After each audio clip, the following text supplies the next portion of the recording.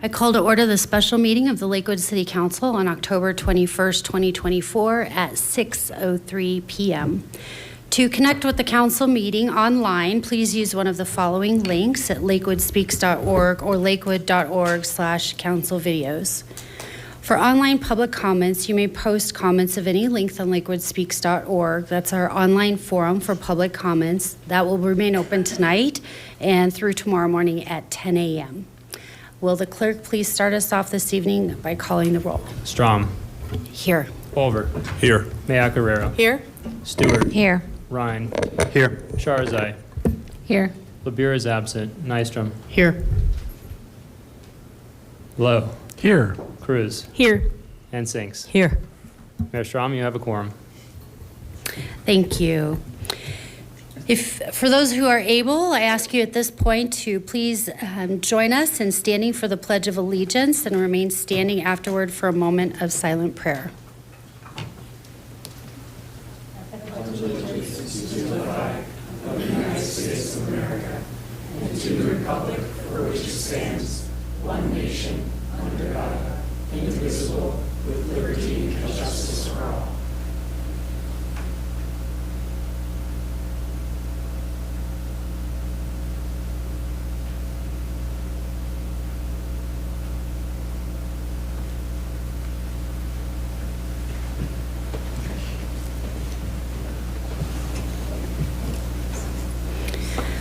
All members of the City Council have the responsibility to comply with the terms of Charter 7.2 Prince B and excuse themselves from voting on any matter in which they determine they have a personal, financial, or business interest. The City Council is empowered by Charter 7.2 Prince B to agree by unanimous vote, excluding the member at issue, to excuse any member of the council from voting on a matter in which they determine such member has a personal, financial, or business interest. For our first topic this evening, will the city clerk please read item 5 into the record?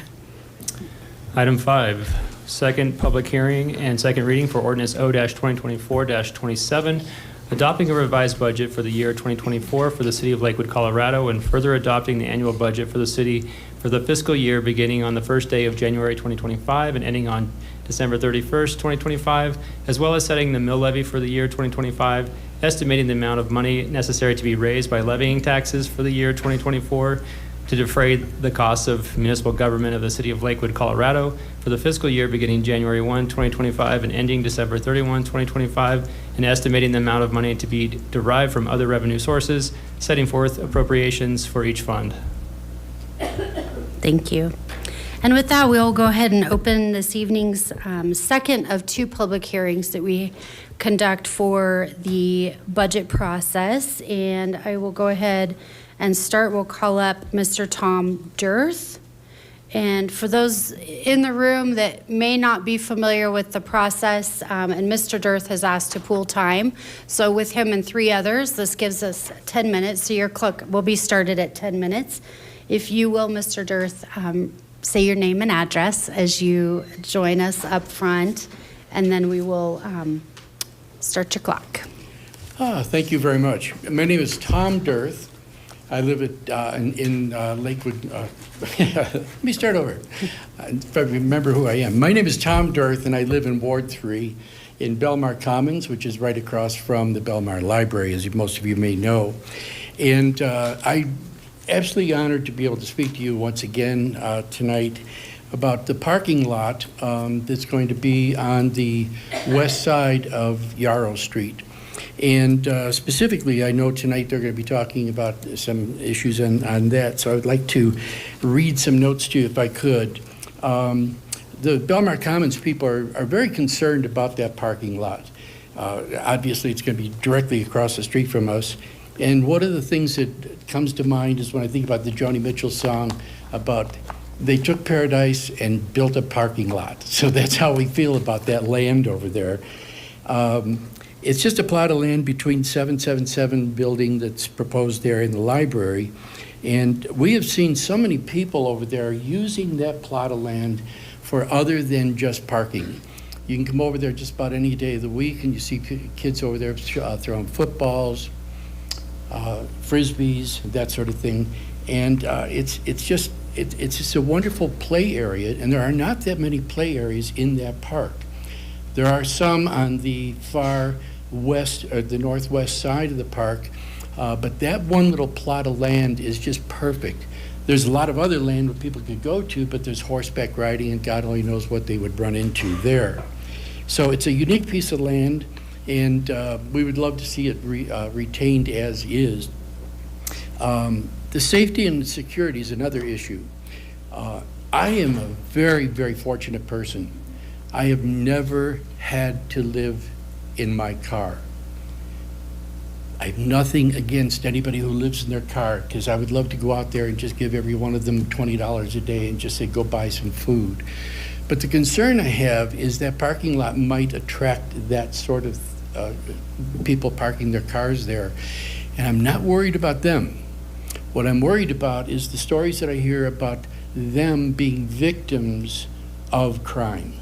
And so that would bring a little bit more crime into the area, and that really concerns all of us. It makes us worry because our home is there, our safety is there, our families are there, and that sort of thing. So we're very concerned about some of the safety issues that might occur there. One of the other things is we already have our share of noise from car alarms just from the library. You can't believe you can almost set your clock by the alarms that are going to go off there on a daily basis. And we're just thinking about that many more cars over there with the alarms that could be going off all the time. And one of the other issues that we've got there is, let's see, I've just got finished with these notes, so allow me some time. And I just have to take care of that and say what's going on there is, let's see. I apologize for that interruption there.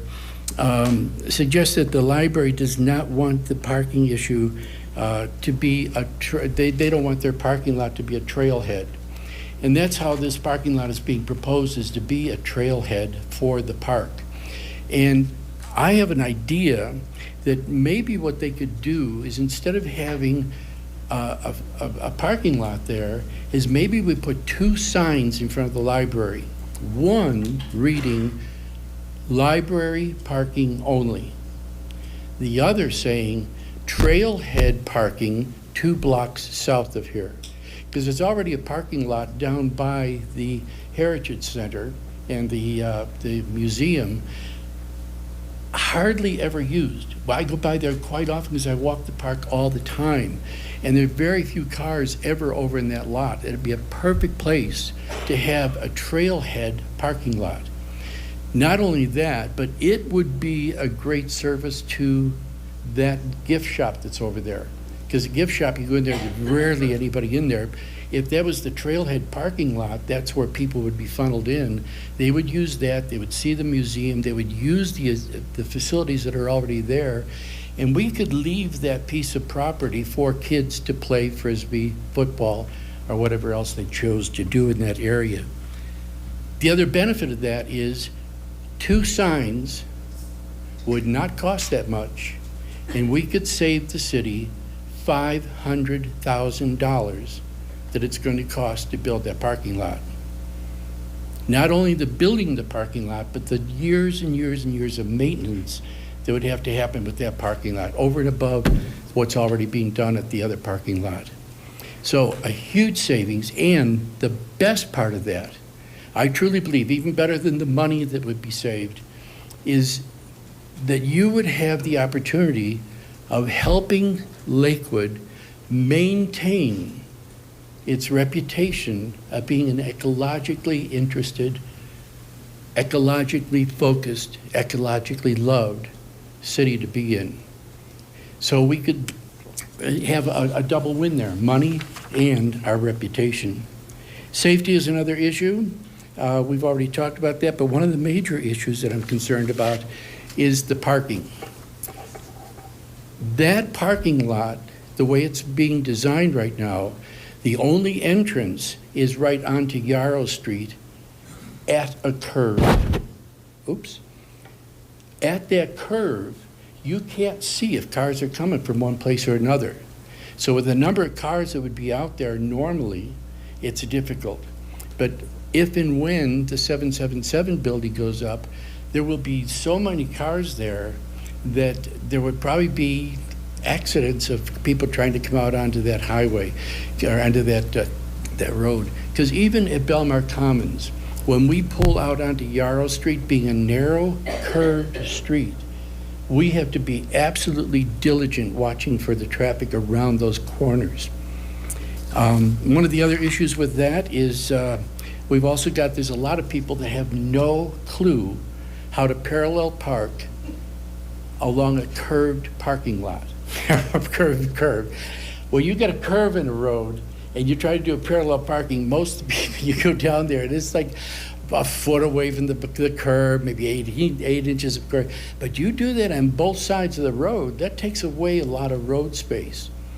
And we've got trucks and we've got cars and we've got everything you could imagine going up and down that street. I want you to just imagine what it would be like with that kind of traffic down there, people parked on both sides of the street, if a fire engine were to try to come down that street when there's trucks. We've got UPS trucks, we've got mail trucks, we've got prime trucks, just like you have in any other neighborhood, but this is a curved street with a lot of parking that's going to be going on there. We're very concerned about that. But I've got some good news and bad news for you. The good news is you don't have to imagine that happening. The bad news is I've got a picture to show you what could happen. Jay? If you can see this picture, it's showing you, now this was taken during the festival that we just had a couple weeks ago. We had the Cider Fest. Granted, it looks like an awful lot of cars, but if the apartment buildings there, that's the kind of parking we would have. And you see here, there's a fire engine coming down the street. There was a truck going the other way. How fast could that fire engine get to its safety place? Our homes are on the line. Our safety's on the line. That parking lot would cause even more traffic coming out onto that street. We hope and pray that whatever decisions that are made over there, that you make the right decision for the safety and well-being of the people that I have learned to love in my neighborhood. So thank you so much for letting me come up here to speak. I truly appreciate that because we are concerned, we're worried, we're nervous, but we know you're going to make the right decision. So please, thank you very much for allowing me to speak today. Thank you. Thank you, Mr. Dirth. Next, I have up Lenore Herskovitz.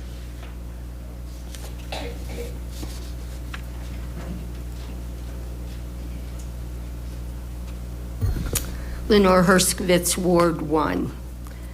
The city of Lakewood has 4 recreation centers.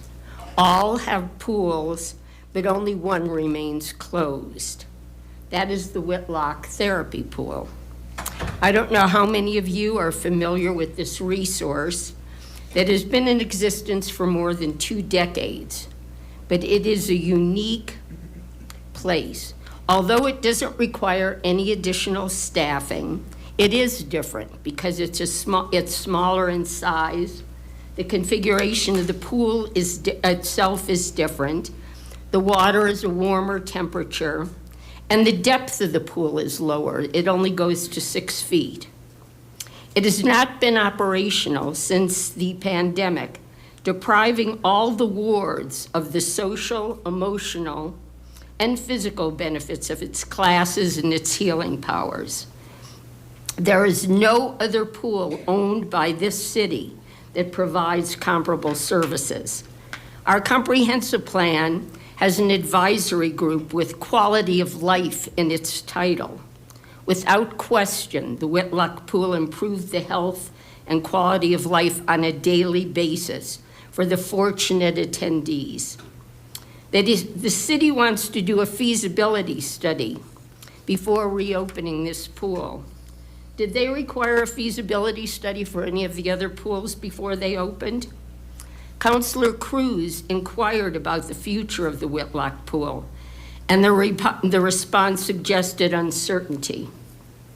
The criteria required before a reopening implies a long delay and provides no guarantee of anything. This in spite of years of requests from the public to bring back this beloved resource. We are constantly told about the importance of community engagement, and when we make our voices heard, we are met with excuses rather than action, if we get any response at all. I know it is possible for you as a body to influence the budget in light of the 2024 revision to allocate hundreds of thousands of dollars for an architectural enhancement to a bridge that the city doesn't even own. It would be greatly appreciated if you could apply that same energy and determination to advocate for the people to expedite the return of the Whitlock Therapy Pool. Thank you. Thank you, Ms. Herskovitz. We had a couple of new folks come in after we opened public comments. So for those of you that may have just recently joined us, we are in the middle of our public hearing, our second of two for the budget. So if you would like to come up and say a few words about the 2024 revised or 2025 budget, the floor is open. Do we have anyone else that would wish to speak? Okay. With that, we'll go ahead and close the public hearing. And we do have a staff presentation this evening. For those of you that have been following along with us, this is the third meeting that we've had with regards to the budget. Started off with a study session that was a very in-depth presentation. The presentation you'll see tonight is brief. More brief. It has been pared back. So for anybody that would be interested in seeing the full presentation, you can see that in our September, I believe it was September 23rd study session. Goes into a lot more detail. 16th. September 16th. 16th, perfect, thank you. Yep. So with that, I will go ahead and hand over the floor to Holly Bjorklund, our Chief Financial Officer, for tonight's presentation. So I'm back. Once again. You took away what I was going to say on the first slide. So this is our final meeting on the budget this year. And then a decision will need to be made. So I will be covering the highlights of the 2024 budget, revised budget, and 2025 budget, and then also I'll cover some specific areas of interest. So starting off with all revenue for 2025, this is the distribution of revenue. Mostly it's taxes, which is 60%, sales, property, and use. And then we have charges for services at 22%, which is the second largest category. Intergovernmental revenue at 13%, investment income at 3%, licenses and permits at 2%, fine, forfeit, and all other revenue at 1%. And then the 2025 expenses by department. Public Works is the largest at 30%, police at 22%, non-departmental at 10%, municipal courts at 2%, finance at 6%, community resources at 15%, other departments at 6%, and then operational services at 9%. So the 2023 budget had a mill levy of 4.711, which is the maximum amount of mills that the city can issue. In 2024, that was reduced to 4.28 mills. And then for the proposed budget, it was recommended to go back up to the 4.711. However, since the first budget hearing, a complex legal issue has been identified. for the mill setting for 2025. Due to the complexity of this issue and the lack of clarity, it is recommended that a conservative approach is taken by increasing back to the original mill levy 4.711 over more than 1 year. The recommendation for 2025 is to temporarily set the mill levy at 4.496, which is $872,000 higher than the estimated actuals for 2024, and a decrease of $689,000 in revenue from the proposed 2025 budget. Since it is so late in the budget process, this decrease in revenue will be backfilled by the general fund. During the budget process next year, the mill levy will be reviewed again in this conservative approach. We do not have an estimate at this time for the 2026 year because we don't have enough information. So the next two slides give some examples of how this proposed budget is tying back to the City Council goals. You can see that the projects and processes are tied to each of the goals. We went through this in the first reading public hearing. So you can see that each one of them, we've identified 2 examples for each of the goals, but there's many more throughout the budget. This is just to give you an idea.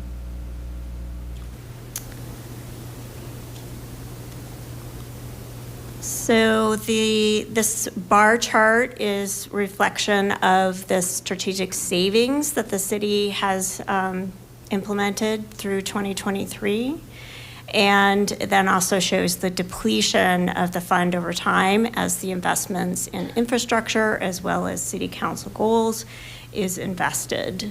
This also includes the changes that have been discussed, including the 2023 audited actuals, adding the grants, and adjusting for the mill levy down to the 4.496.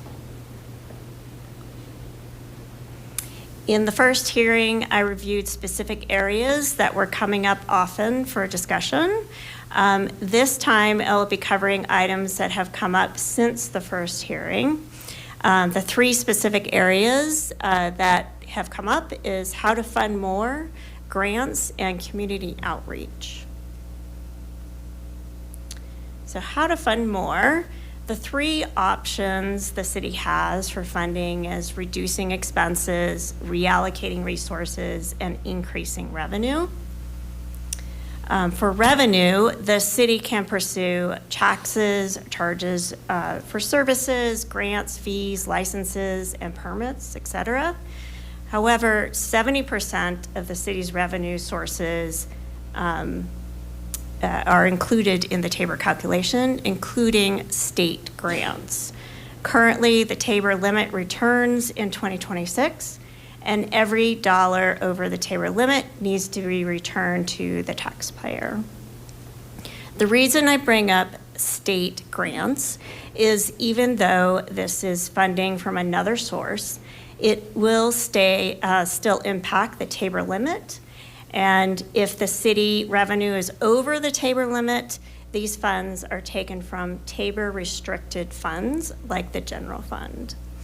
The city will have more grants, but general fund resources will become reduced because the overage will need to go to either the TABOR fund or go back to the taxpayer. So you're basically swapping one source of money for another. I provide this example to show that generating new revenue isn't an easy thing. It's a complex issue. And it's not simple to just say, let's find more revenue. The second item that came up as a common question is grants. And there were several questions about what types of grants we have. And this slide gives you a summary of what the grant team works on every year, and specifically large grants in 2024 and 2025. The grant team takes a comprehensive approach of looking at large and new areas such as sustainability, affordable housing, homelessness, and city facility improvements. And they also look for small and impactful grants, which are affordable housing, or examples of that, or affordable housing for veterans, historic preservation, seatbelt, and speed limit enforcements. In terms of what's in the 2024-2025 budget, we have a large capital project grants, which are Colfax Safety Project and Wadsworth Morrison intersection. And then we also have some operational grants, Colfax Safety the Department of Energy grant, and also Head Start and Auto Theft Task Force. And that also includes FTE, staff reimbursement, and project costs. The third topic is community outreach. The 2024 revised and 2025 proposed annual budget includes funding for outreach to the community. Some examples of this are increasing distribution of materials in Spanish, internal bilingual staff and external translation services in PD and CMO, IT tools to offer enhanced translations in Arabic, Vietnamese, Thai, and Russian. The ADA compliant digital budget book and many other materials throughout the city are ADA compliant now. PD public programs that encourage conservation and conversations in education. Some examples that are Cops That Cook, Caring by Sharing, and National Night Out. So finally, I will cover the city managers and staff recommendations for changes from the proposed budget to the adopted budget. During October 7th council meeting, the first 3 items on the slide were discussed for administrative changes to the adopted budget. Updating the budget book for the 2023 audited actuals, adding the DOLA grant for the Navigation Center, and revising to $5 million the DOE grant for reducing admissions. The last item on this list is the proposed revision for the 2025 mill levy from 4.711 to 4.496 as discussed earlier. So before we move on to questions and discussion, I wanted to give Chair Stewart of the Budget and Audit Board the opportunity to make a few comments. Well, thank you, Ms. Bjorklund, and thank you again to all of our staff and department directors for putting together a budget that really, I think, does reflect the priorities of the citizens of Lakewood and of the City Council, and specifically wanted to thank our Budget and Audit Board members, both our members on council, Councilor Sharzai and Councilor Cruz, as well as our community members, David Engel, Deborah Hinsvark, and Bobby Wolf. This has been quite a team effort over the last few months, and really proud to recommend a budget that highlights and invests in our continued priorities around cold weather sheltering, around our ongoing commitments to the community and to the county in our homeless navigation center, our commitments to continuing to increase co-responders in our police department, as well as really investing in greenhouse gas emissions through brand new rebates that the city has never created or funded before, brand new programs like that, and going after grants like the Department of Energy grant that is really going to do a lot to get us towards our greenhouse gas emissions goals as a city, and so many other priorities that our community has continued to reach out to us and communicate, and that are really reflective of so many of the goals that the council set forward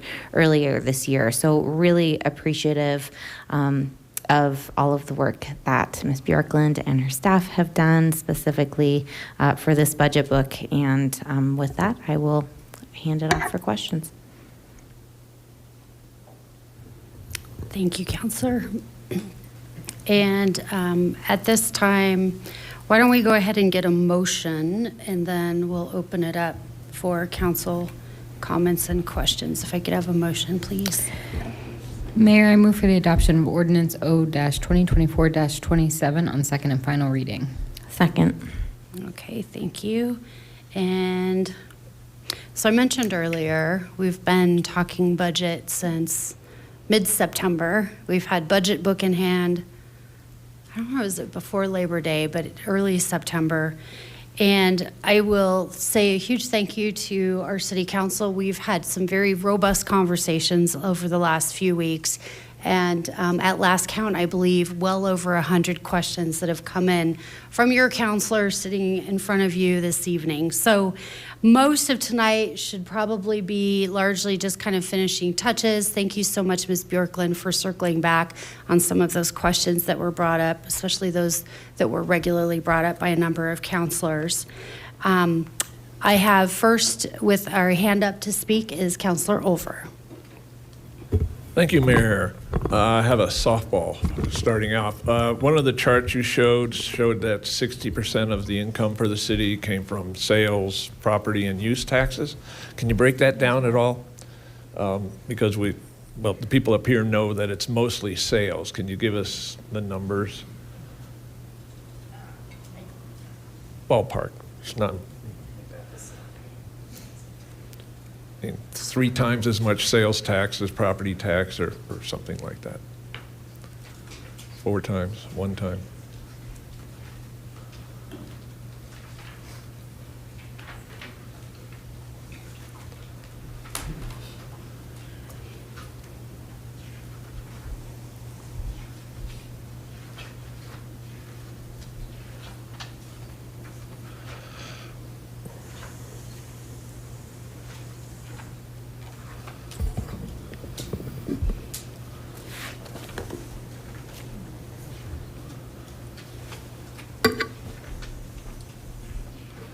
So for property tax, it is 16.4 million. For sales tax, it is 95.2 million. Plus use tax, which is $15.1 million. Okay, that's good. Yeah. Enough. That's basically. Oh, sorry. The page is 138. Is that 138? It's 138. Yeah, 138. So well over 5 times as much sales tax as property tax. That's the only point I was trying to make for our residents to know where the money really comes from. It comes from sales tax. Yes. So to change that, let's go to the mill levy. And right now, what are we going to be voting on? What number? Is it the 4.7 or the 4.5? In other words, do we need an amendment to change it to 4.5, or do we need an amendment to change it to 4.7? Counselor, we have that coming in a minute. Yep. It's the 4.56. So we're going to have an amendment 496. to go to that. Yep. So right now, it sits at 4.7, but we're going to have an amendment. We're going to vote on that. That's good. Okay, so along the mill levy lines, though, well, you were here last year, we spent a lot of time talking about reducing the mill levy because everybody who owned a house in town got a notice that their property taxes went up mine went up 38%, and that is not uncommon. And so we were trying to help the residents by reducing the mill levy, and we did. And I consider that a victory for council, actually. And so now we want to turn around and boost it back up. What's the thinking behind that? Because I did not get a notice that says my property taxes have gone down. They're still up there. So why do we need to go back immediately to 4.7? What's the thinking? What was voted on last year, that it was a temporary 1-year reduction. So it was just doing what was dictated by the ordinance last year. Right, but we could have kept it at whatever it was. even though we put it in as a 1 point. There has to be some logic behind going back to 4.7 or 4.5. That's your decision today. Okay, basically, we want to have a tax increase, is really what it boils down to, is what I see, is we want to have a tax increase. And I just want to say that out loud, that we're going to have another tax increase. That's not a staff decision, that's your decision. Right, I get it. Thanks. Okay, seeing no other hands up, Mayor Pro Tem Sharizai, will you bring forward your First Amendment? Thanks, Mayor. In response to feedback from City Council to staff during the first public hearing, I wish to make the following motion. I move to amend the all funds summary table in the ordinance to include the 2023 audited financials and to also include a grant award from the State of Colorado Department of Local Affairs and to include a grant award from the U.S. Department of Energy. Second. Any discussion? Okay, we'll go ahead and move forward with a vote on that.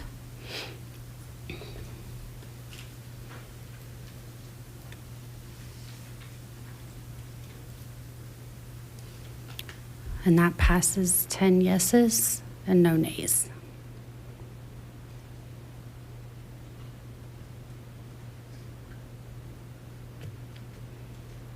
Numero dos. Okay. I would like to move to amend the budget ordinance to include the following change: to amend the mill levy to 4.496. Second.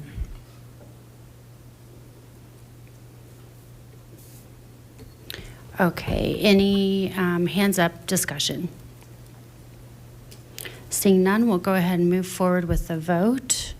So a yes vote here will change the ordinance from going back to the voter authorized amount of 4.711 mils and instead 4.496 mils. So go ahead, please cast your votes.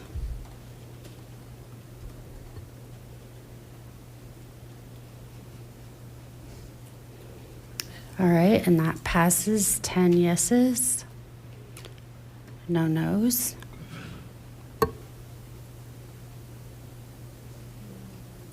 And did you have one more? Okay. All right, that was the final amendment that we had since the last conversation. So then we'll move forward and we will then vote on the budget as amended for the last two amendments that we just put forward this evening. Do you have any further questions on that? Counselor Over. Yeah, I just have a comment, actually. Okay. I'm going to be a no on the budget, and probably the only one, as usual. But, okay, the problem I have is not just the mill levy, but also the process that we're going through as a council. We have 3 people on the budget committee. Ward 1, Ward 2, Ward 3. Easy math tells you there's nobody on there from Ward 4, nobody on there from Ward 5. And that varies year to year. And we're told over and over, by the way, that approving the budget is one of the most important things we do. But 4 and 5 this year, and it changes year to year, but 4 and 5 this year don't have a voice. And you could see that 2 weeks ago when the 2 councilors from Ward 5 tried to make very minor changes to the budget, and they were shot down. And they were shot down, and a lot of people said, well, we like what the budget committee did. But Ward 5 didn't have a voice. Ward 4 doesn't have a voice on this. We could go and sit in the budget meeting, but we can't say anything.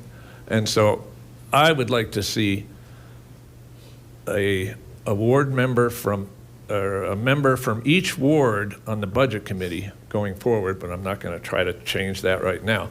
But that's the main reason behind my no vote.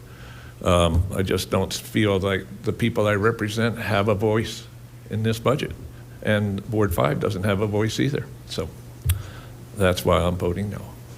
Bye. Thank you, Counselor. And for clarification, I do believe it would take a charter update in order to change the membership on the Budget and Audit Committee. Do you know? No? I believe that's set forth in the code and could be changed by ordinance. Okay. So something we could definitely take up at a later time. Thank you. Counselor Nystrom. Nope, never mind. Were you? Oh, your hand disappeared. Yep. Counselor Nystrom. I guess I have a question and a comment. I also have some concerns with what has been budgeted for the parking lot at Belmar Park. Is it appropriate to discuss that now? Sure. I raised some questions earlier today, or earlier, I guess, Friday. A little late in the game. I was having some email issues, and I apologize, but I appreciated the prompt responses. And then the resident who brought up some other concerns about safety and everything I hadn't even thought about. But my concern here is that we've already selected a location for this prospective parking lot, and I have some concerns with that. I do think there's other opportunities, other locations that we could utilize for that. And again, we're talking about paving something over that is currently used for public,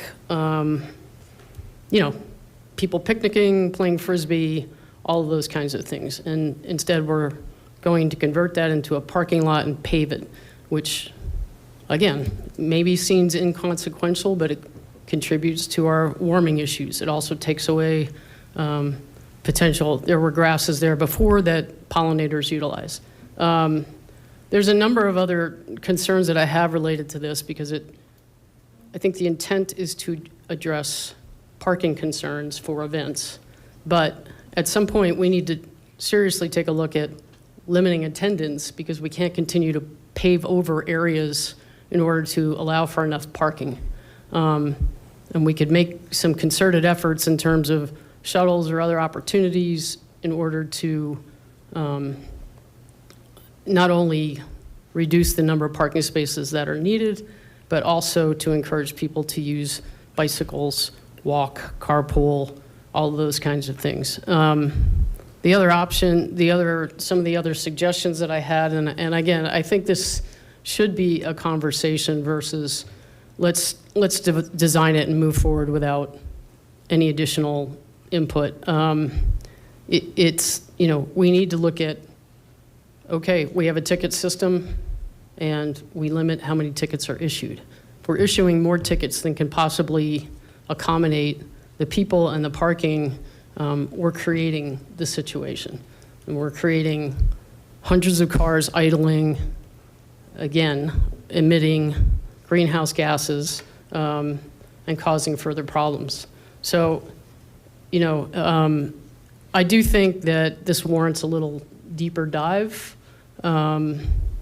before there's definitive plans made or a lot of money has been spent in designing this parking lot. And I kind of am looking for input from other counselors on this as well. Counselor Ryan. This is really a question for staff.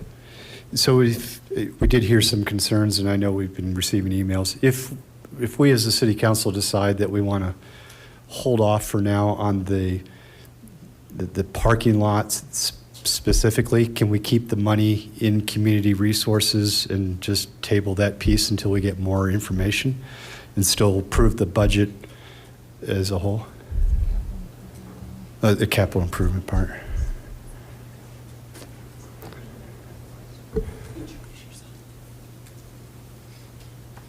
Good evening, Council. I'm Amber Till, Interim Director for Community Resources. Thank you for your comments, Councilor Nystrom.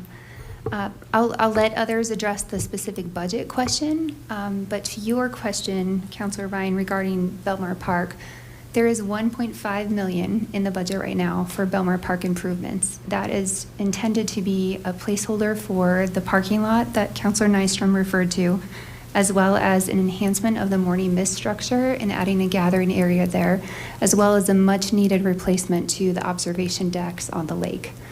We don't have a prioritization exercise completed yet as to which project we would want to address first with those funds, but we do have designs in progress for the trailhead with a consultant at the moment. We don't have, Councilor Nystrom had asked for imagery that we could share. We don't have that yet. We're still working through the details of what that trailhead could look like. A couple other pieces I can share. The trailhead right now is intended to be 25 to 30 spaces. You may have noticed during Cider Days that overflow area is currently being utilized today. So when we have major events 2 to 3 times a year, think Rock and Block, Cider Days, Summer Concert Series, the big stuff, we do utilize that area now for overflow parking. The idea with the trailhead as it stands today is that we would have a small paved area. That would include landscaping, pedestrian lighting, EV parking, trail connections, that type of thing, meeting all of the city's guidelines. And then there would be an overflow area that would be opened only during those major events to allow for additional parking like what you saw at Cider Days a couple weekends back.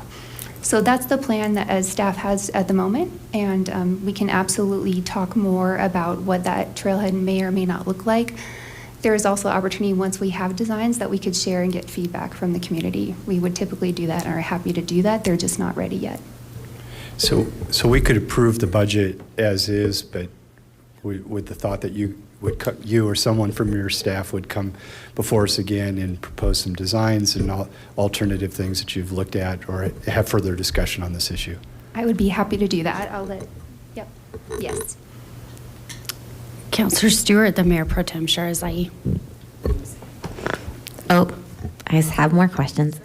I'm here. I did. I read your answers to Councilor Nystrom's questions, so thank you so much for being prompt with that. That was really helpful.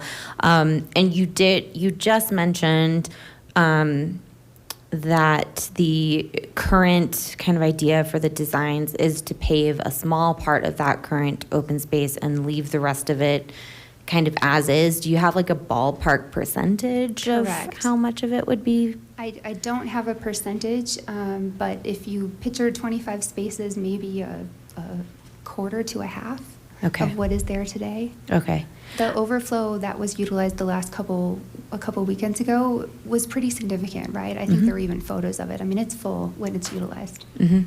Yeah, okay. That's helpful. I mean, I think a big concern of the community, this is in Ward 3, was that there was going to be paving over that entire open space when really it does not need to be utilized but more than a couple of times a year, like that full entire space. So it is helpful to know that we're not planning on completely paving over the entire thing. And I know I've had some back and forth conversations over the last couple of years around the design and if there are ways to continue to keep the native landscaping there, to increase the tree canopy and things like that. I do think that it feels like, if I can translate for Ward 3 residents, it feels, I think, a little bit like adding some insult to injury when it comes to this particular project to then go and add additional pavement on open space in that very particular spot. So I think that's where a lot of the questions from the counselors might come tonight. And I do think, because my guess is the amount of money that is in this project allocation for the revised and the 2025, is that going to cover all 3 of those Belmar Park improvements that you talked about? I would assume not likely. Okay, great. So to Councilor Ryan's point, approving money in this budget is not actually funding all 3 of those projects. Correct. Okay, great. I do think that what I would personally be comfortable with is direction for coming back with that particular design and, figuring out how to get some council approval for that one in the future. Sounds good. Thank you, Councilor Stewart. Thank you. I I guess I would wonder, with the design of the trailhead, are we too far in the process where there is even a directional change in that? If we were to determine that paving this parcel is not advantageous to folks, would it be possible to redirect that trailhead to come closer to the Heritage Lakewood parking lot? Potentially. The reason for the location for the trailhead here, and I think it was already covered to some extent tonight, is the need to offset the parking that was occurring at the library. It's the natural place where people congregate to access the park. Belmar Park doesn't have a trailhead or any specific access point for the park. However, there is the parking lot at Heritage Lakewood Belmar Park that is utilized for events as well, but that could potentially be another location that we could explore further. When we started investigating additional parking needs, we had in play at the time both locations because the parking demand is that great. So that is another one that we've been working to explore. Thank you. That's helpful. For me, I would go in a different direction than my peer here on council. You know, I wouldn't be advocating for us to decrease and discourage folks from attending the events. It's nice to see that they're full, and if you all feel like there's a sense that we need to sort of tamper that down, you know, I could understand that a little bit better. But I do think, to the point that you just made, that this is used, and you can see from the pictures that it was quite a few cars that were parked there. I wonder if this actually decreases that allowance by putting only 25 spots there. If we are using it 2-3 times a year, but we're able to put more cars there, and the rest of the time it remains a natural space that the community enjoys, to me that makes a lot more sense. And if we aren't too far along in cutting trail, you know, that would be something that I'd be really interested in the design process. So thanks so much for that. Sure, we'd be happy to follow up with you all on that. Councillor Lowe and then Councillor Sinks. Thank you, Mayor, and thank you, Ms. Thill. This is really helpful. On the trailhead parking, I just want to do a big +1 for the questions and the comments that Councillor Stewart and Shahrizahi brought up, and I agree with Councillor Nystrom. You know, I've had some discussions with staff over the last year. I totally understand where this is coming from, and I think we've heard some very good points tonight from folks in the community that reflect what I've heard consistently in Ward 3. I'm honestly not totally sold on this particular parking lot being necessary. I mean, you know, I go to Cider Days every single year, and you know, there are literally thousands and thousands of people there. I'm just not sure that like 25 or 30 spots is really going to make that huge a difference in terms of our parking management situation for that and one or two other large events. And you know, I do think there's a pretty serious argument to Councillor Stewart's point that this is adding insult to injury to folks that are concerned about some of the general aspects of this project. So I think if we can explore a way to, you know, and we've been hearing a lot for the last few weeks about all the different needs our city has. If we're able to reallocate several $100,000 to some of the other urgent needs in the community, I would be for that and save a slice of green space that is really valuable to the community. So this makes a lot of sense. I think it'll be useful to have some more discussions with staff.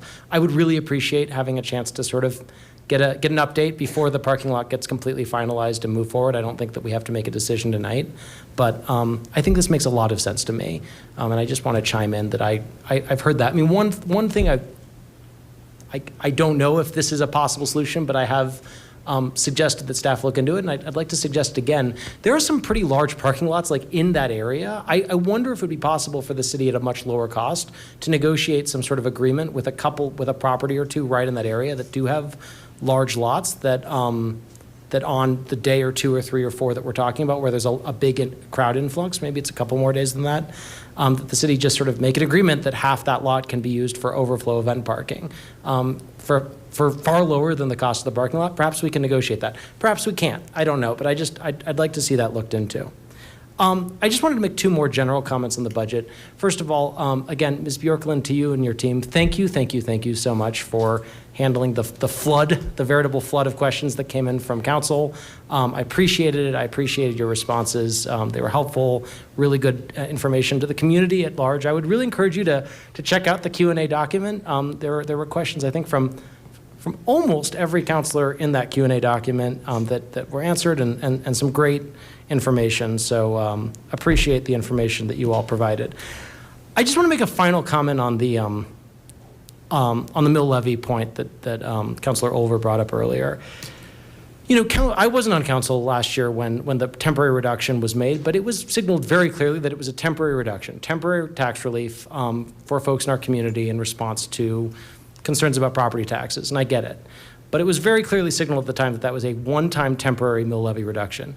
One of the things that Ms. Bjorklund makes very clear in the Q&A document is that the restoration of that mill levy, we're talking about a difference of approximately, on average, $22 on an average property of, say, $600,000. I mean, that's the difference we're talking about.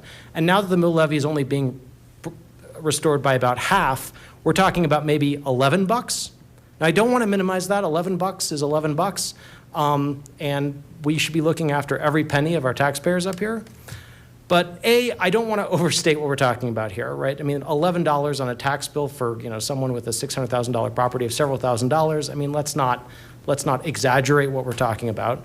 Two, it was very clearly signaled that this was a one-time reduction last year, so council is simply, you know, moving forward with what it clearly committed to last year, which is, you know, bringing it back up, as we've discussed, over the next 2 years to the established rate. And three, look, we just heard from Ms. Bjorklund, we've got very meaningful long-term infrastructure needs, right? Like, my grandfather was from Wyoming, and he was a Republican. And he used to say, taxes are the price we pay for living in a civilized society. And he was absolutely right.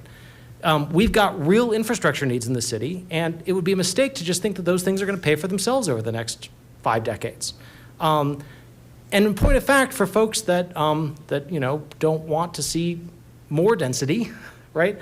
A lower density city means that you know, we have less property tax revenue per acre. I mean, that's just a trade-off that's involved in a density conversation. So I guess what I object to is folks that want a really, really low density city, but you know, but object to the fact that the mill levy is being restored over the next 2 years to where it was before. So I just wanted to make that point. Thank you very much for this budget. I look forward to voting for it. Thank you, Councilor Lowe and Councilor Sinks. It is your turn. Thank you. I'm not going to time myself, however. I don't think I'll hit the 5-minute mark, especially since Councilor Lowe covered many things that I was going to say. For example, the questions. Thank you so much for the opportunity that we all had to ask questions. Thank you for the great responses that cleared it up. So that was very awesome to go through this process and see the thoroughness.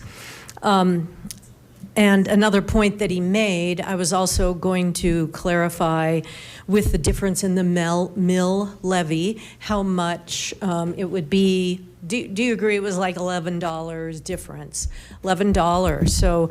So that means that property tax on it seems like I remember your example as $500,000, or was it a $600,000 home? It was a $600,000 home, okay. And Lakewood gets 5%, and that's $224 based on what it was for. So with this raise, $235 then from property tax. So yes, once again, every little bit helps, but we all benefit from living here, and we're all better together as we pool our money and make great advances in our city. So thank you again for this process. So thank you. Councilor Nystrom. Thank you, Mayor. I'm sorry. I appreciate everyone's comments regarding the parking lot, proposed parking lot. The thing that I did fail to mention, and I think Tom Dirth did touch on this, is that there's a proposed apartment building right next to this lot, and there's also probably more going to be proposed across the street if they're not already in the works. We're going to have a lot of people living there. This is another space where people can get out and stretch their legs and that type of thing. If we pave over it, which again, if we're using it for overflow parking, not a lot, let me try that again. Overflow parking now, is it necessary to change it?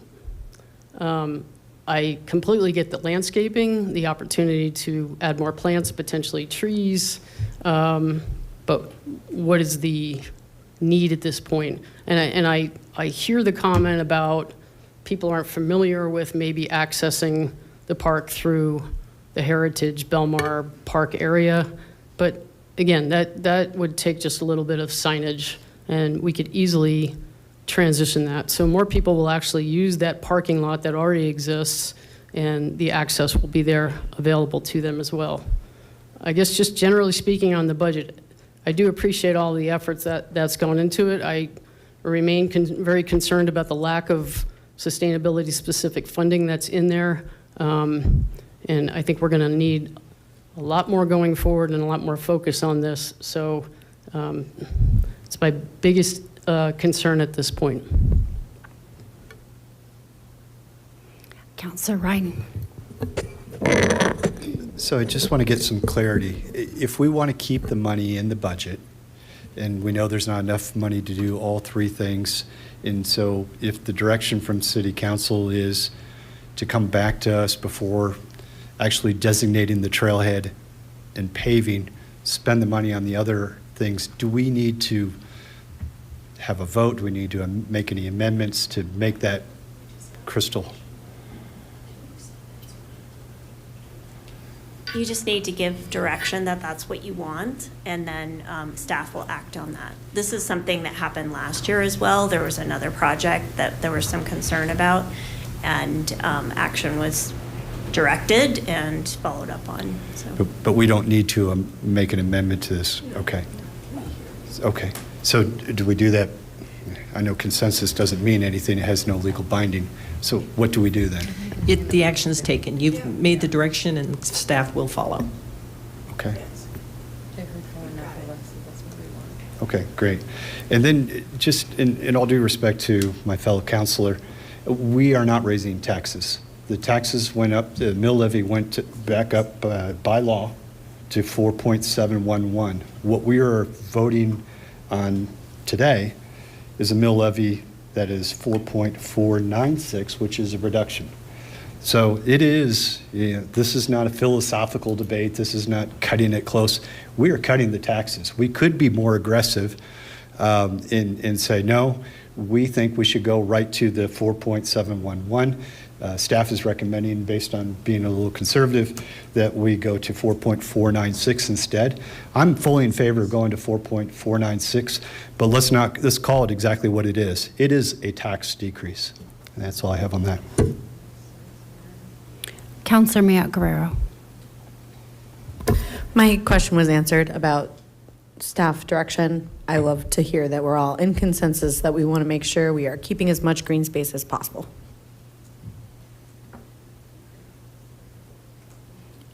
Councillor Over. Thank you.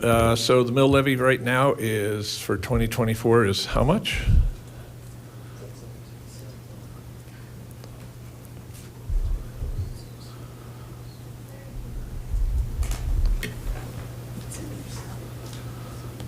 Sorry, it's hard to keep so many numbers in my head. 4.1 something. It's 4.28. Okay, 4.28, and we're going to vote on something to go to 4.5, basically. So I have to point out that 4.5 is greater than 4.2. That's my math, and I'm sticking to it.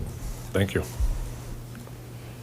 Okay, and seeing no additional hands up, before we move to a vote, I want again, Ms. Bjorklund, your staff, all of you guys, all of our directors, I know that this has been countless hours for a multitude of you to go through and figure out how best to thread that needle of meeting the needs of the community, the services they're asking for, the infrastructure that we need to do. You living in a 40-year-old home or more, it's starkly apparent how money needs to be invested to continue to maintain and improve upon our properties, including being able to add solar panels and heat pumps and things like that. So I, again, just want to say so much thanks to all of you. The process that you've had over the last few years of paying as you go and saving in advance, really minimizing that, utilizing debt throughout this process, and all the grants. It's exciting how much we have grant writers that are dedicated to going out and finding money that help us really meet the community's needs and desires. So I just want to say thank you again to all of your staff that put so many hours into this. Since it started, I think for you guys, it probably started, in April, May? Yeah. We just got here in September, so I can imagine there might be a little fatigue on this. So with that, we'll go ahead and we do have a motion on the table and a second. And so what we would be voting on this evening is to pass the budget as amended. And so a yes vote would be to pass the budget as amended per the votes that we've already taken.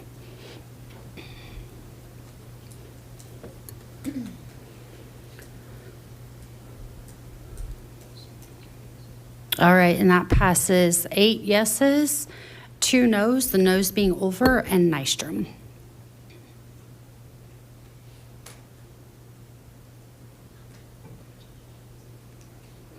Okay, thank you, everybody. And with that, we will move on to our next agenda item number 6. And for this, we will be hearing again from our city clerk, Mr. Robb. Thank you, Mayor. Give me 1 second to pull this presentation up. How are we on time? Yes.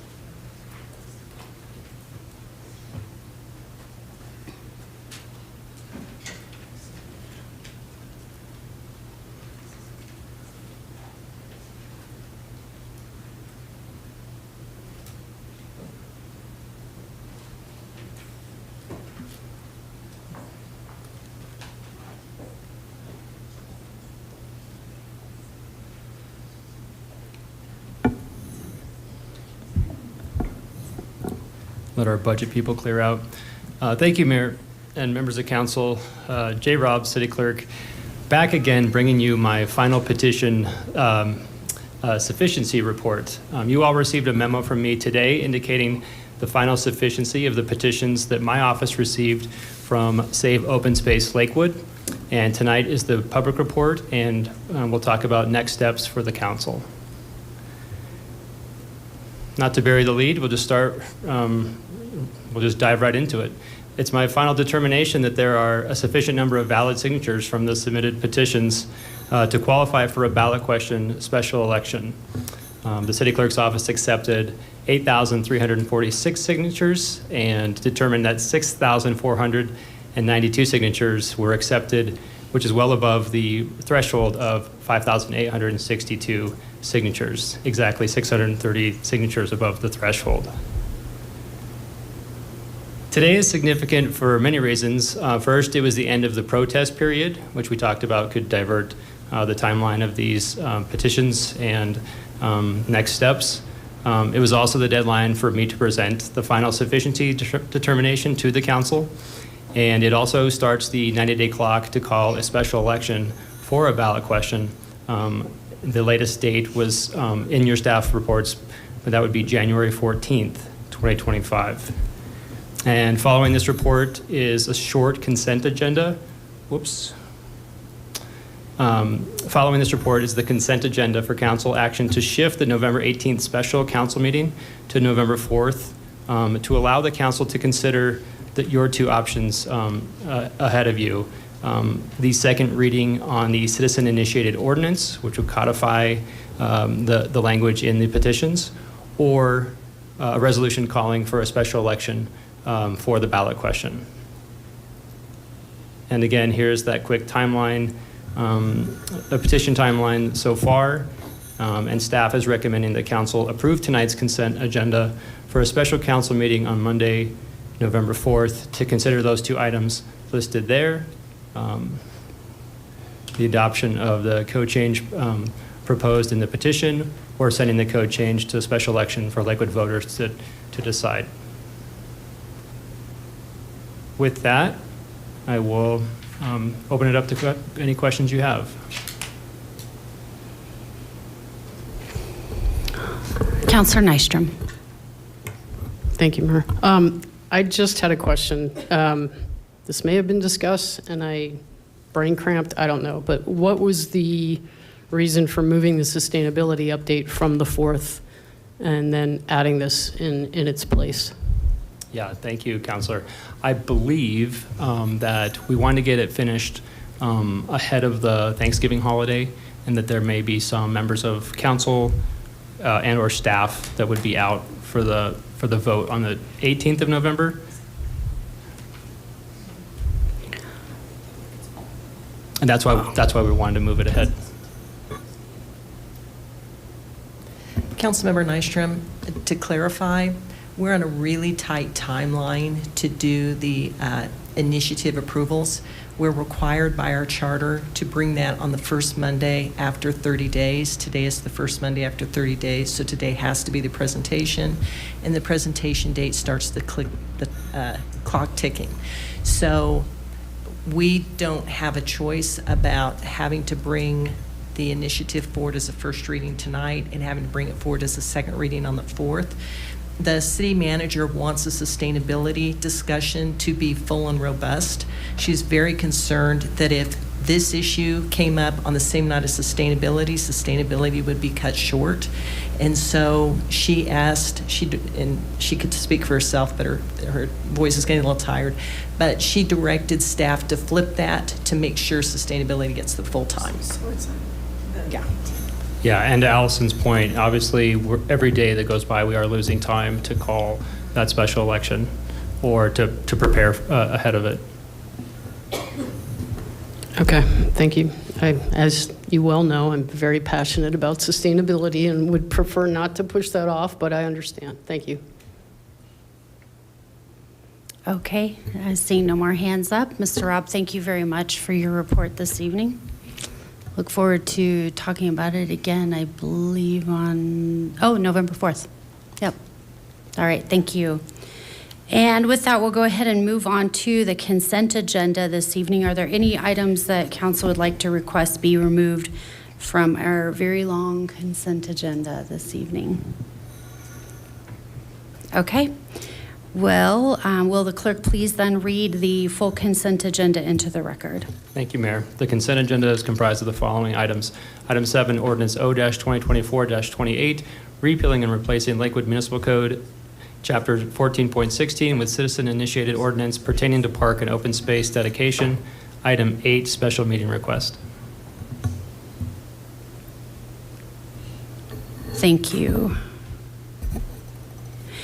And I'll make a note too on the special meeting request, as you know, lying on the consent agenda is also somewhat of a new process for council this year. And we changed that so that it was a formal, we'll say, declaration to the community that these meetings have been changed. For those that are following our agendas, there's been some movement around. For October, we had to do that in order to get the budget passed by the time the charter requires that to happen. And given that we've got some holidays and some wonky things in there with our other schedule.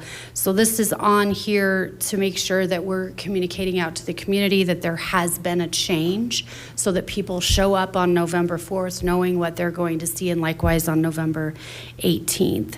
So with that, and with this evening, because of the nature of the two items that are on the consent agenda, we have a first reading for an ordinance, and then this, we don't have a public hearing that's associated with the consent agenda this evening. So we'll go ahead and move into a motion. May I please have the motion for this evening's consent agenda? Mayor Strom, I move for the approval of the consent agenda and order all ordinances introduced on the first reading to be published in the Denver Post with a public hearing set for the date included in the ordinance, and for the approval of the special meeting request, all of which are included in the consent agenda items introduced into the record by the city clerk. Second. All right, thank you. With a motion and a second on the table, we'll go ahead and move forward. So passing a yes vote would be approving this evening's consent agenda.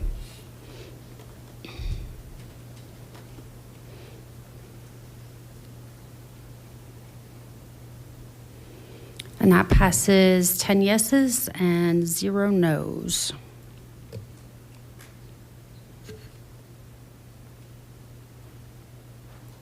All right. And because this evening is a special meeting dedicated to the budget, we won't go through the normal rigmarole of our council or committee reports. Stay tuned next week if you'd like to see those. We'll be back in action in the regular way. But for now, we have no more agenda items to discuss this evening, so we will be adjourning the special meeting for the Lakewood City Council in a minute. And with that, we do have our Lakewood Reinvestment Authority meeting that will be commencing at the top of the hour. Oh, we don't, it's not, I thought it was posted for 8. Or immediately following this meeting, if we can get the other LRA members over Zoom. Okay, then we so for those that are watching us, we will be shifting into the Lakewood Reinvestment Authority meeting as soon as administratively possible. Well said. Thank you, Mayor. All right, and with that, we'll go ahead and adjourn this meeting at 7:19 p.m.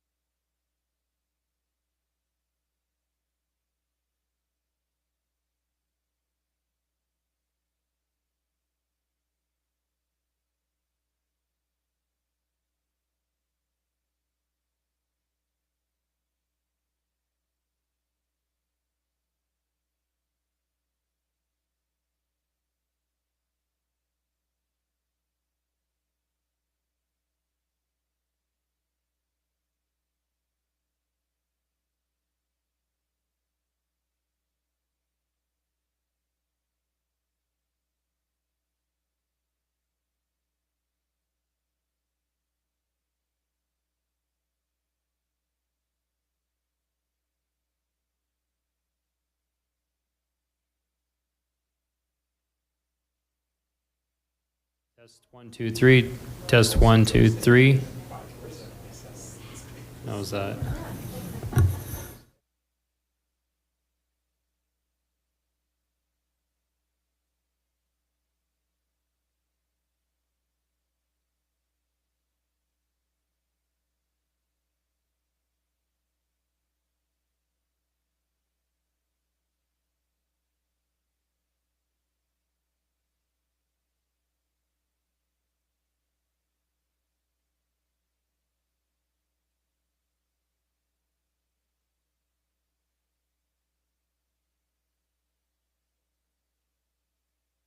That was Cindy.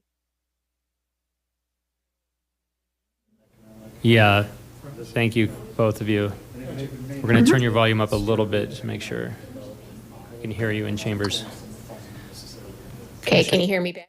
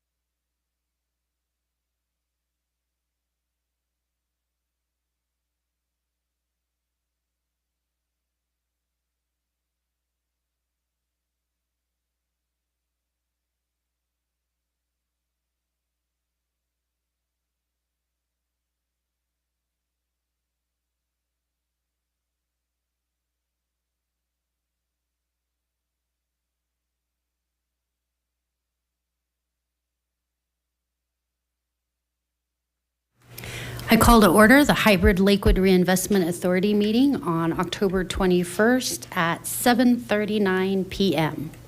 To connect with the council meeting online, the authority meeting online, please use one of the following links at lakewoodspeaks.org or lakewood.org/council videos.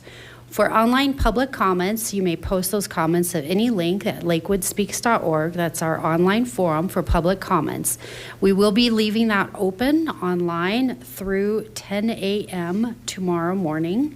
That will also include information with regards to tonight's presentations as well, if you'd like to visit to learn anything more about the presentations we'll be hearing. We'll start us off, Mr. Clerk, if you could please call the roll.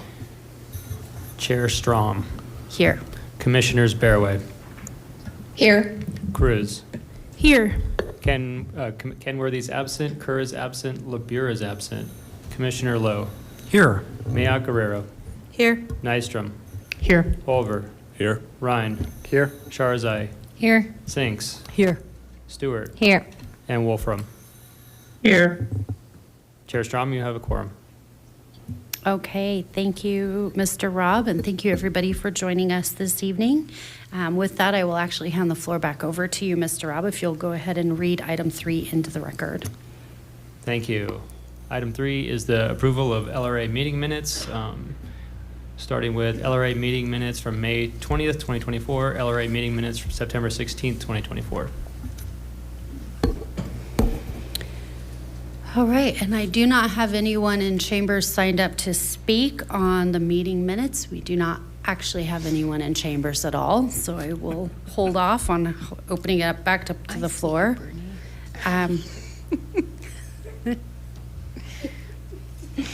All right, may I please have a motion? Chairwoman Strom, I move for the approval of the LRA meeting minutes. Second.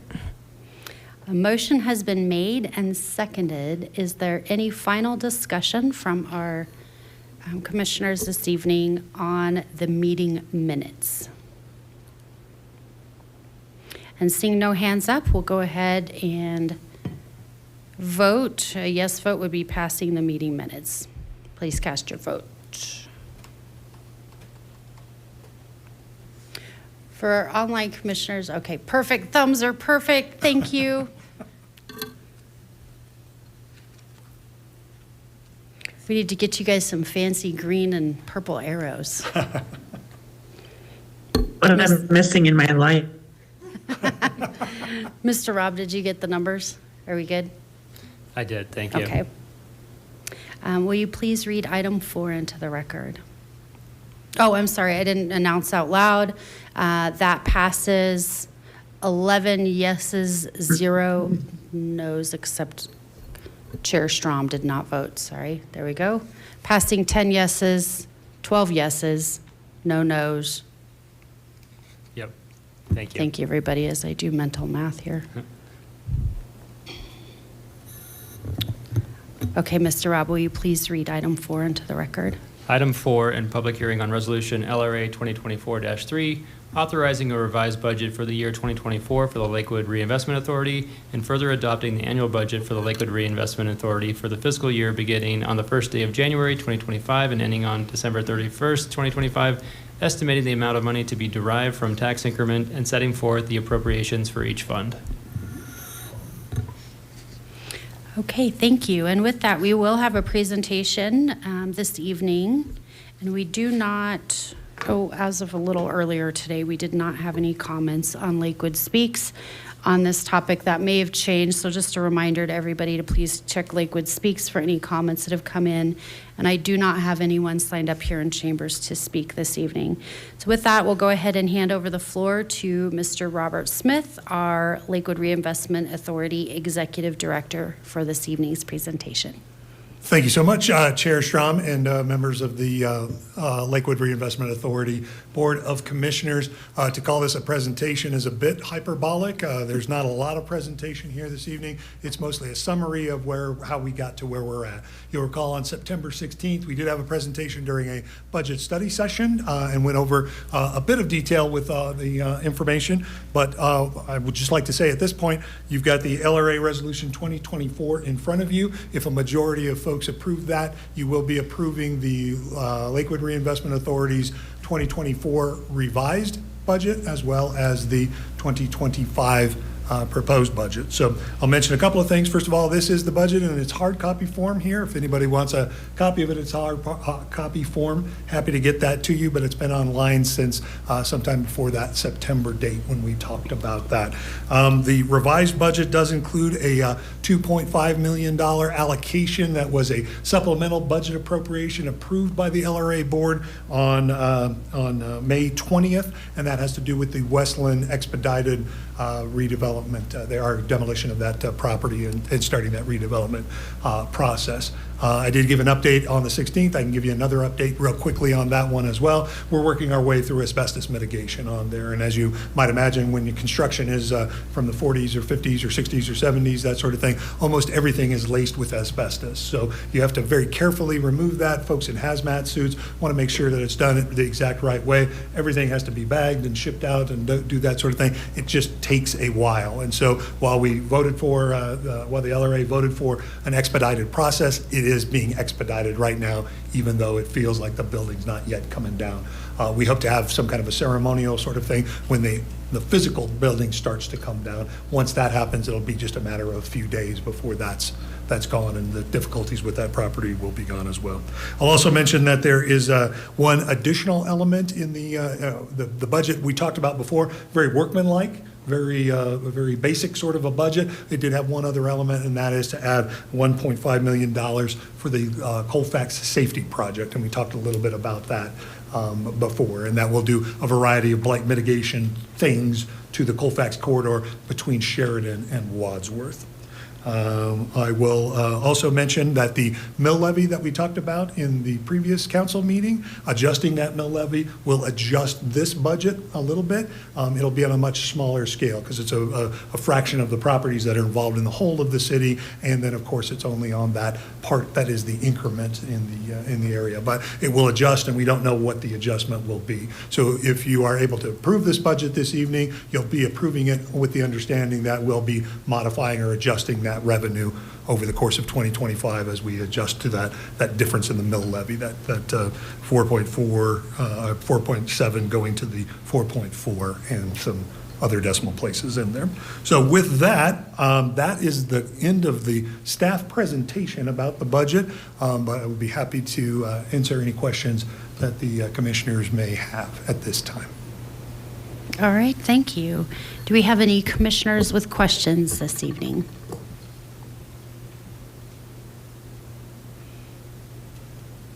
All right, seeing one hand up, Commissioner Cruz. Thank you. Appreciate your presentation, albeit brief, and all of your work on this budget. I just wanted to circle back to a conversation I think we had in the study session around kind of some of the next steps for some of the properties that have been kind of purchased and then turned around and have done the use studies on, I think, Alameda and on Colfax, in how those kind of factor into this next budget, and like how we might be able to consider both the social or the community development opportunities as well as some of those private development opportunities there.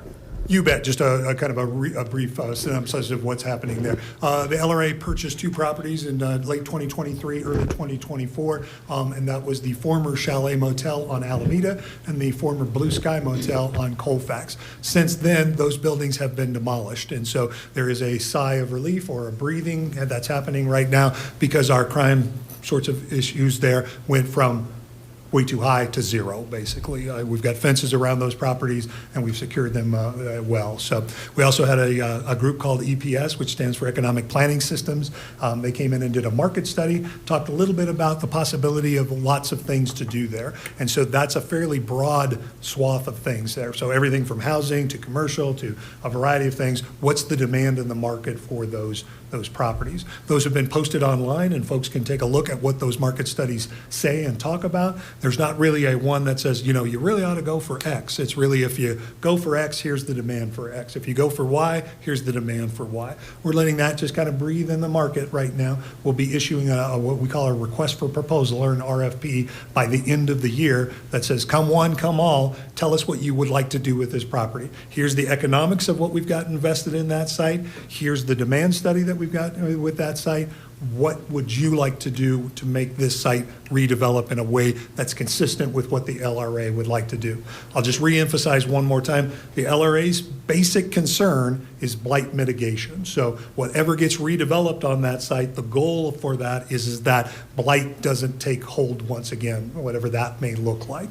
But other than that, the world is our oyster. We can select to do any number of things in that process. When we get those proposals in, that's when we'll determine what that process really looks like. So it could be something as complicated as telling you, here's all the proposals we've got, take a look at them and see which ones you would like. This is what staff recommends. Or we would do that report ahead of time and say, we've done that analysis, here's what we think is the best way to go. We'd like to select a preferred developer for each of those sites. And then from there, we would develop a contract, an actual development agreement at that point. And presuming we could get that agreement in place, then we would start executing whatever that is for the redevelopment of those sites. Thank you. That's super helpful. And I'll just say, as I'm a newer commissioner on this body, that I, particularly some of the pieces around there was like a nonprofit like incubator idea in there on Colfax, which I thought was cool, or other pieces. And so I personally would be really curious what those RFPs would look like, and would be interested in that in the scope of the work proposed in this budget. So you bet. Well, one of the things that the statute is very clear about is that it needs to be transparent, the process of working through moving those properties back out into the world. So all of those elements will be available to all of the commissioners and the public as well, to talk about those, to be able to say, here's some things that we're considering in there. It's a little bit more complicated, or I shouldn't say more complicated, but it's a little bit more robust, the thought process in there, because we don't have to go for what is the most economically feasible. We can, and if that's the will of the Lakewood Reinvestment Authority Board of Commissioners, that's what we'll do. But if the will of the board is more towards, we want this community sort of amenity in here, or we want incubator more than we want that sort of a thing, we can gravitate towards those. Now, having said that, I want to make sure the expectations are clear. The market may or may not come back with that kind of an opportunity or not. And they could come back with an opportunity that we simply could say, that's not the opportunity we're looking for. We can put it back in the shelf for a little while and wait for market conditions to change and keep moving it around. The whole goal, once again, is to prevent blighting conditions from taking hold on those properties. Thank you. I appreciate that. And since the budget is kind of our the future, the next year, appreciate allowing this conversation in this context. And I think my values on this have been made probably pretty clear in what I'm saying, and would be curious about other folks on the commission as well. So. You bet. All of the advice of the body comes into the whole process as we're moving it along. You bet. Okay, we have next up Commissioner Sinks, then Commissioner Ryan. Thank you. So something that jumped out at me was page 17, where it talks about the station betterment loan. Mm-hmm. In the last paragraph, just above the pictures, it says the LRA evaluates the opportunity for making additional principal payments each year, blah, blah, blah. And I wonder, and so that really resonates with me, being fiscally conservative and also knowing that the administration is also very fiscally conservative.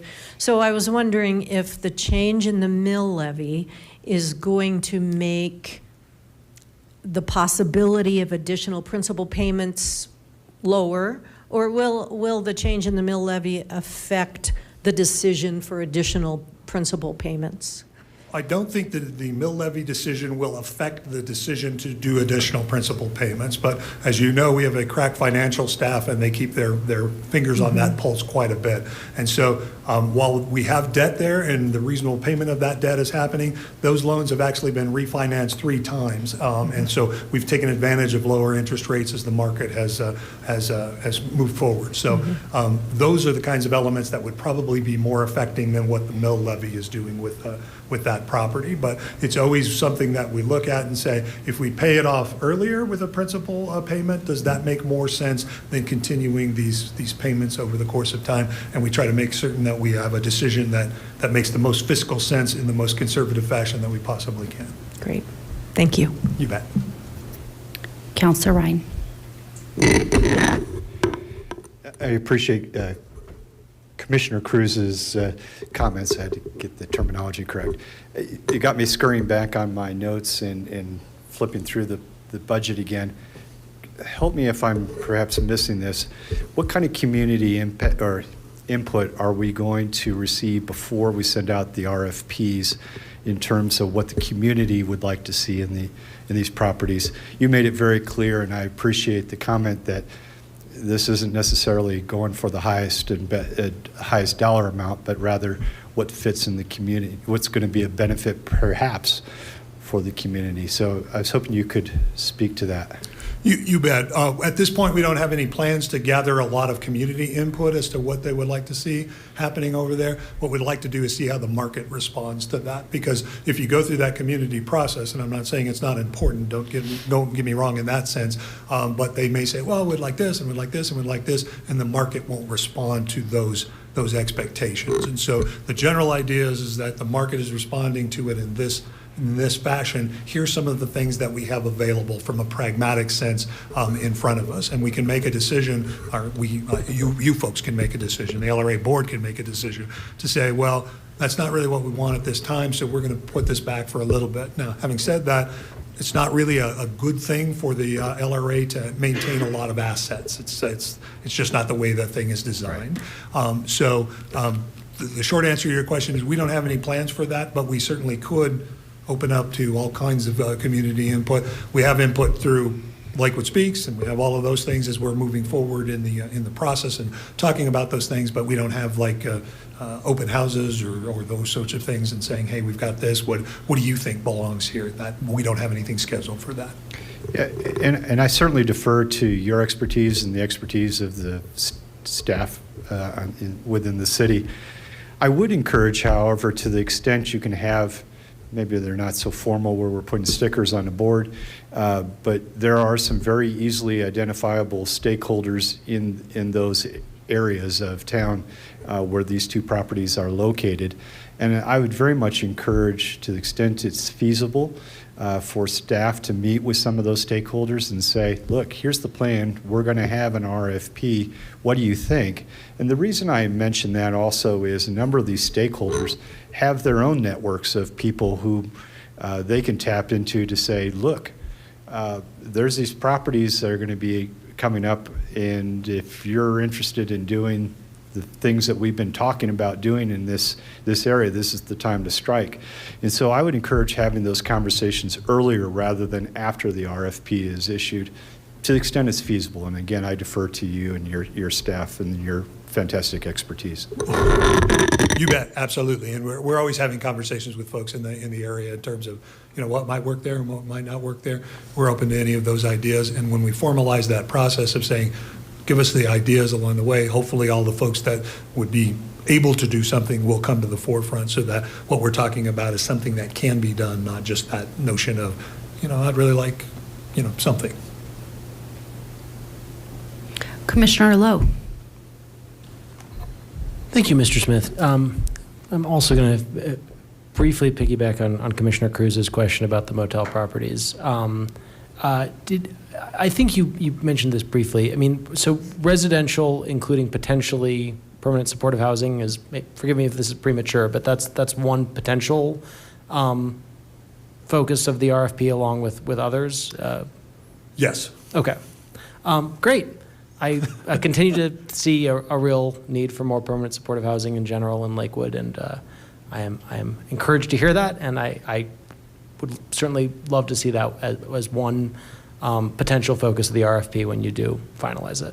You bet. And just to clarify for all of the public and all of the members of the board here as well, everything needs to fit under the current zoning. We're not talking about rezoning in any way, shape, or form, but it's under the current zoning and then all of the development standards that exist within the city. So there's not a freebie here to do, anything that is imaginable. It really has to fit in with development processes that are already in place.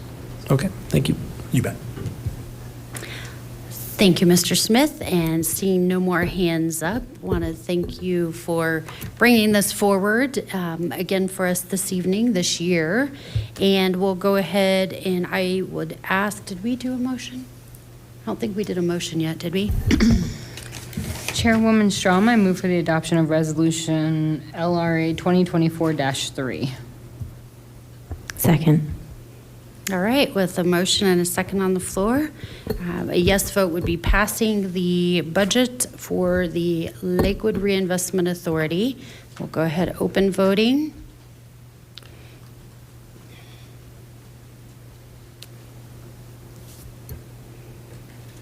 Okay, thank you. We have 12 yeses and 0 nos.